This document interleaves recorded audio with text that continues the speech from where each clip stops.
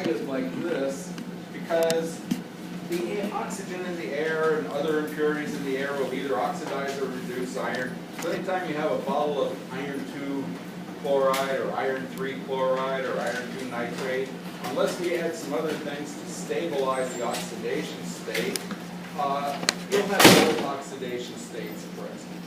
And as you go through the different procedures, you'll notice the oxidation states for iron change back and forth.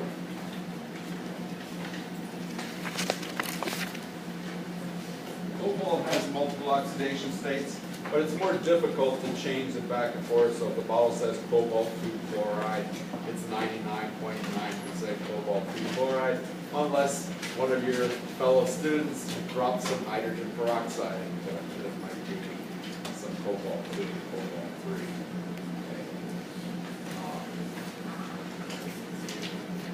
Okay. Nickel 2 plus and manganese. The aluminum part of the group, obviously.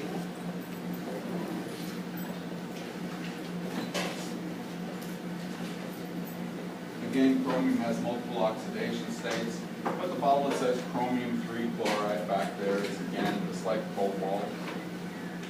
Primary, it's cobalt 3. Difficult to reduce. It's difficult to stabilize the S2 state, so we don't have to worry about it. And zinc, of course, no problem. It only has a single oxidation state. Now, when you mix up your known,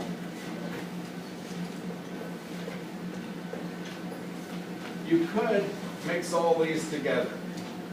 But there are two things that happen. One, when you do the test for permanganate ion, when you do the test for manganese 2 ion, it makes the permanganate ion.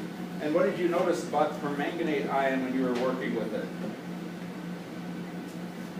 It tends to break down. So when you make a reference solution for it, by the time you get to need the reference solution, it doesn't contain the permanganate. So we won't bother making a reference solution. And that's one of the more difficult ones to determine because we're going by color intensity. And I guess if we wanted to, we could turn the spectrophotometer on and set up a bunch of reference solutions, which is what you would do in the real world. And then based on comparison to the different reference solutions, you could decide. In other words, based on the absorbance with respect to the reference solutions, you could decide.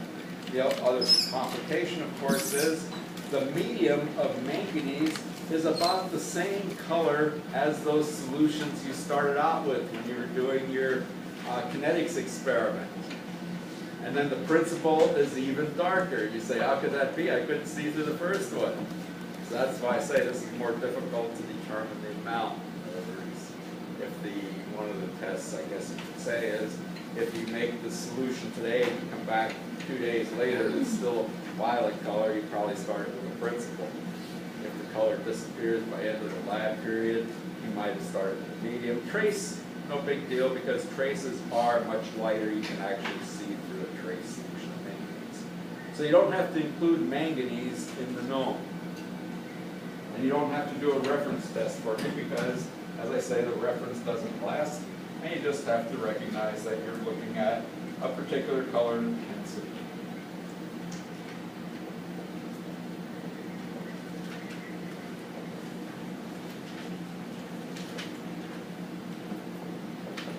By the way, nickel has multiple oxidation states too. Now the reason I don't want you to put nickel in there, nickel, when you make the precipitate in procedure 15, we're starting with 15, it peptizes. When it peptizes, it means it breaks up into a colloidal dispersion. Now, a lot of you have come up to me and said, I centrifuge, it's still floating in the system. That's exactly what happens with nickel. Unfortunately, when you get the unknown, you will have to deal with that problem if your unknown contains nickel. But it's no use hassling everybody with the known because nickel has an ion-specific test. The dimethylglyoxine reacts with nickel and nickel alone and the ions we're working with. So we can do a separate test for nickel So that's what we'll do for your reference.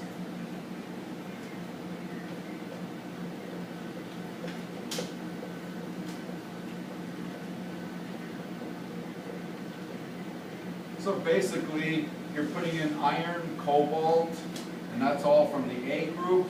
You are putting all 3 ions from the B group. So you're going to have 5 test tubes to show. Actually, 6 test tubes, because you have to do something with that.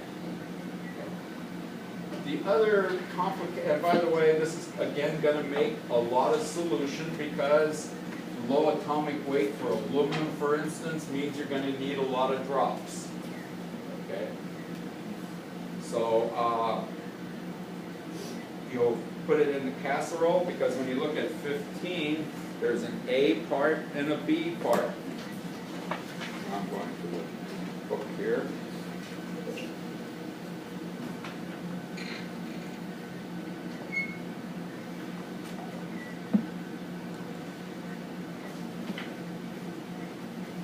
Somebody has a radio on. Hope it's not stuck.